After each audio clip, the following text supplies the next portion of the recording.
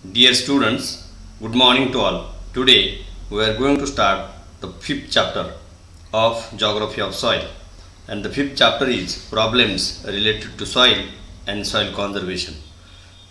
In the last chapter we have to see what are the problem or which are the problems related to soil and soil conservation, and in this topic we have to cover soil problems or particularly soil pollution, acidification, salinization and soil health. So let us see soil problems. First soil problem is soil pollution. So let us see what exactly soil pollution means.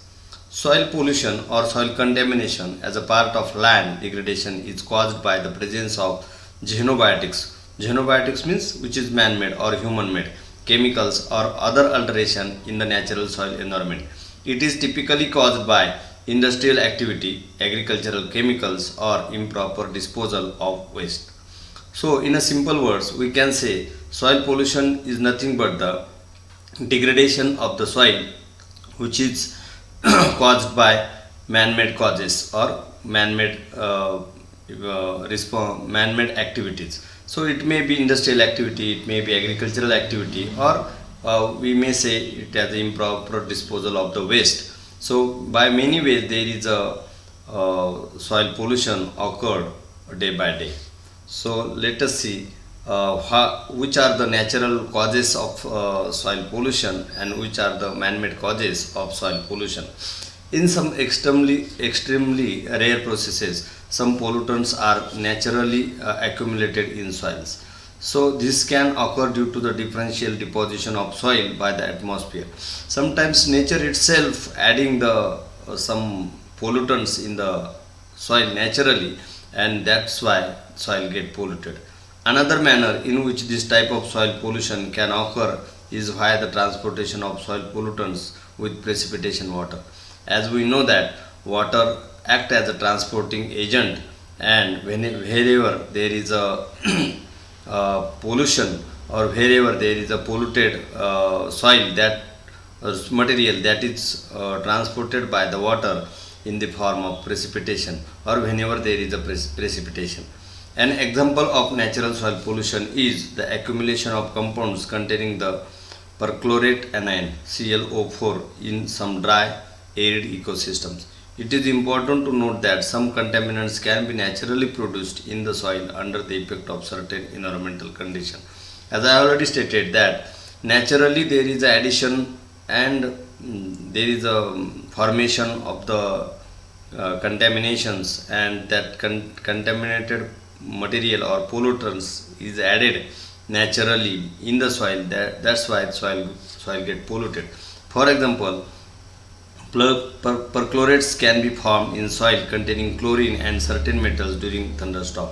Whenever these natural phenomena occurred over there, that time some pollutants are formed, and that pollutants are added in the soil, and thus soil get polluted. So thus contamination is occurred naturally by nature.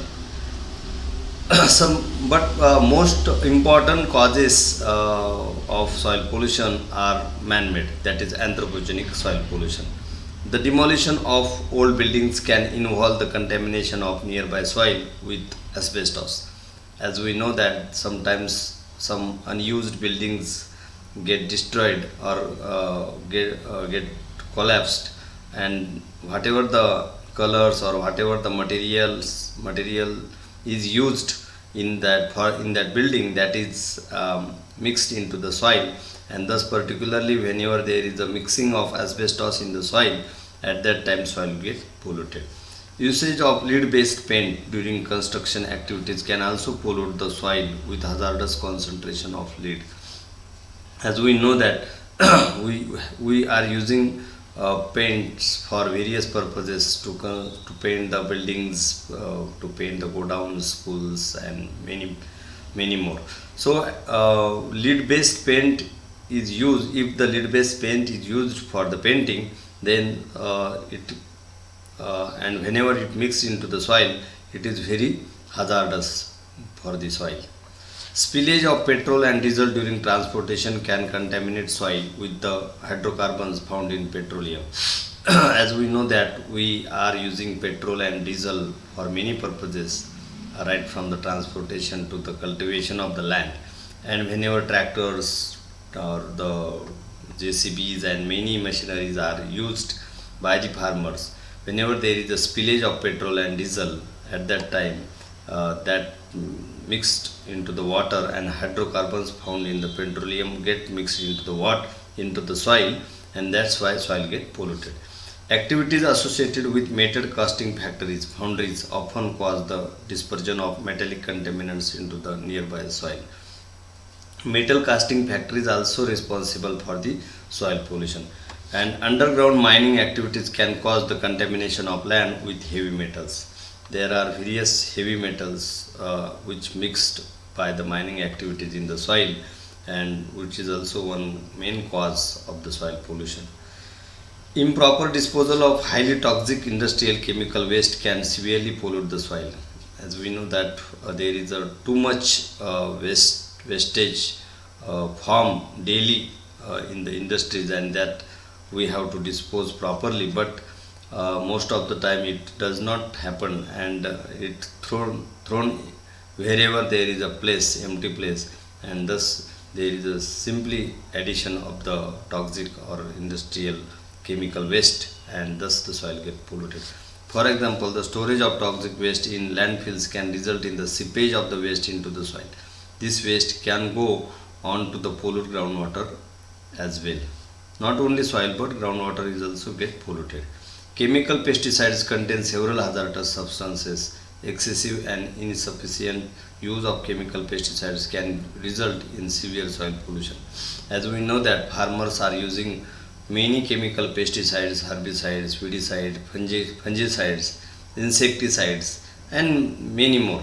So these pesticides are completely chemical, having chemicals, and these chemicals, whenever farmers use in a excessive way or insufficient use, then at that time also that chemical get added into the soil, and soil get polluted.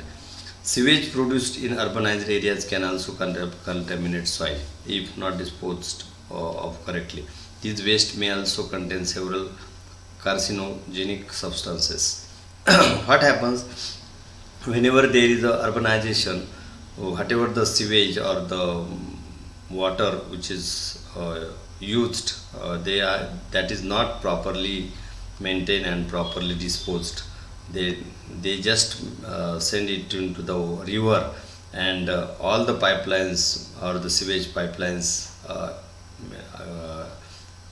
ultimately meets to the river, and then it get polluted. Whatever polluted water is there, that polluted water used for the farming, for the irrigation, and then soil get polluted.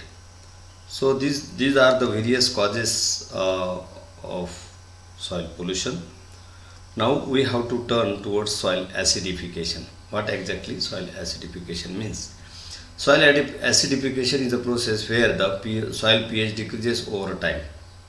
Means if the soil pH is not normal or not neutral, then it start to get acidic. But particularly when soil pH get decreased, means below than 7, at that time soil acidification occurs. This process is accelerated by agricultural production and can affect both the surface and subsoil, surface soil and subsoil. As we know that farmers are using various chemical fertilizers, chemical fungicides, insecticides, and chemical pesticides for the overproduction, or to get more production. But they are unknown about the side effects or the bad effects of these chemicals and overuse of these chemicals, and that's why soil are becoming acidic. Causes of acidification: the application of high levels of ammonium based nitrogen fertilizers to naturally acidic soils. Whenever farmers are using chemical fertilizers to the field, at that time the ratio or the concentration of ammonium based nitrogen is more. At that time soil become acidic. Leaching of nitrate nitrogen originally applied as ammonium based fertilizers, that is also one cause. Harvesting plant material as alkaline, so when it is removed the soil is more acidic than if the plant material had been returned to the soil.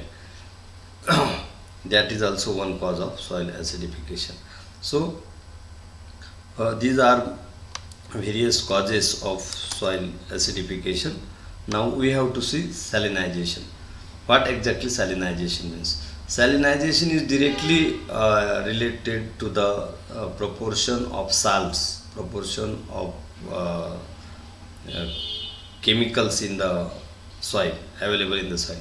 Soil salinity is the salt content in the soil. The process of increasing the salt content is known as salinization. Whenever there is a increase of the salt in the soil, that is called as salinization. Salinization can be caused by natural processes such as mineral weathering or by gradual withdrawal of an ocean.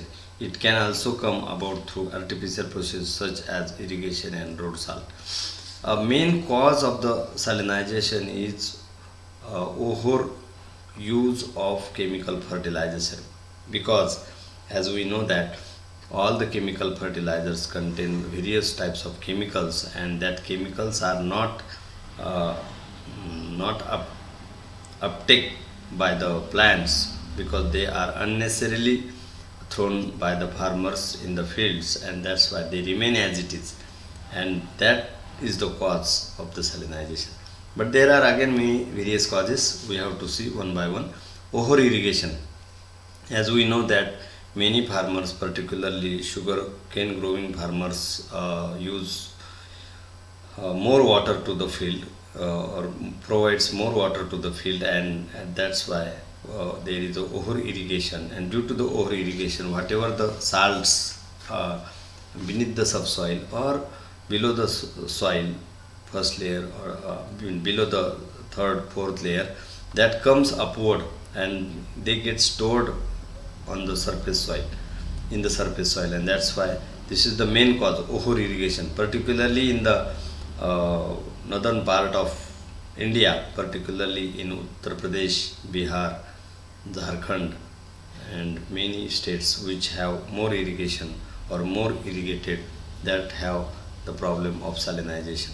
Overuse of fertilizers, we have already discussed this point, that contains many chemicals, and that chemicals remains as it is, that is not used by the plants and that is not useful for the plants. So that's the one cause, that is also one cause.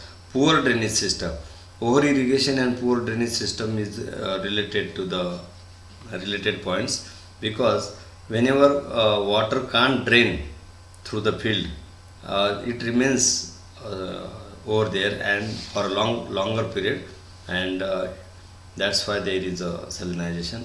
And the next point is waterlogging. Waterlogging, sometimes what happen, if there is a heavy rainfall, at that time waterlogging occurs. Sometimes shallow land, if there is a shallow land, at that time waterlogging occurs. If there is a no proper drainage system, at that time waterlogging occurs, and waterlogging also responsible for the salinization. So, which are the effects occurs after the salinization? Soil salinization occurs when water-soluble salts accumulate in the soil to level that impacts on agricultural production, environmental health, and economics. So, it directly affects on the environment, overall production, and the economics of the human being. In the early stages, salinity affects the metabolism of soil organism and reduces soil productivity. But in advanced stages, it destroys all vegetation and other organisms living in the soil. If it is in the first stage, it just affect on the metabolism, means the process of food creation, or whatever the uh, process of plant growth, that get uh, limited, or that get disturbed due to the salinization. But in advanced stages, it destroys all vegetation and other organisms living in the soil, consequently transforming fertile and productive land into the barren and desertified land. So the ultimate result is whatever the productive land is there, that productive land converts or change into the barren or desertified lands. And in this topic we have to cover the last point, that is soil health. Soil health also referred to as the soil quality, as defined as the continued capacity of soil to function as a vital living ecosystem that sustain plants, animals and humans. So soil health is directly relates to the soil quality. As human being have its own health, similarly soil also have its health. So soil health in the sense, whatever the optimum ratio of the nutrients in the soil, if that get decrease or increase, at that time soil quality also get decrease or increase. So this is directly related to the soil quality uh, uh, and soil health. To maintain the properties of to maintain the properties at optimum level is important for soil health. So why we have to maintain the soil health? Because soil uh, do the various functions. So which functions is done by the soil, we have to see. First is regulating water. It regulates the water. Soil helps control where rain, snow melt and irrigation water goes. Water dissolved solids flow over the land or into the through the soil, into and through the soil. Means soil, how much water is required to the plant is regulated by the soil. If soil is having the optimum health, then that functions is properly done by the soil. But if the soil health is not properly maintained, then regulation of water to the plant is not controlled. Next one is sustaining plant and animal life. The diversity and productivity of living things depend on soil. So whatever the plant life and animal life is there, that is completely sustained by the soil, because as we know that only soil is the medium by which we can grow anything: fodder, cereals, crops, fruits, flowers and many more. So all the plant and all the animals can sustain only through the soil or using the soil. Filtering and buffering potential pollutants. The minerals and microbes in soil are responsible for filtering, buffering, degrading, immobilizing and detoxifying organic and inorganic materials, including industrial and municipal byproducts and atmospheric deposits. So whatever the process occurred in these things, that is completely controlled by the soil. Cycling nutrients, carbon, nitrogen, phosphorus and many other nutrients are stored, transferred and cycled in the soil. As we know that nitrogen cycle is completed by the soil, carbon cycle is completed by the soil, phosphorus and many other nutrients which are stored in the soil itself, and soil continuously giving and formulating, and that's why that is a medium by which we can complete that cycles of nutrients. And the last one is physical stability and support. Soil structure provides a medium for plant roots. Soil is the only way, or soil is the only medium by which plants can grow, plants can stand, plants can flourish. So physical stability and support is given by the soil only to the plants. So this is all about the soil problems. So today we stop here. Thank you very much.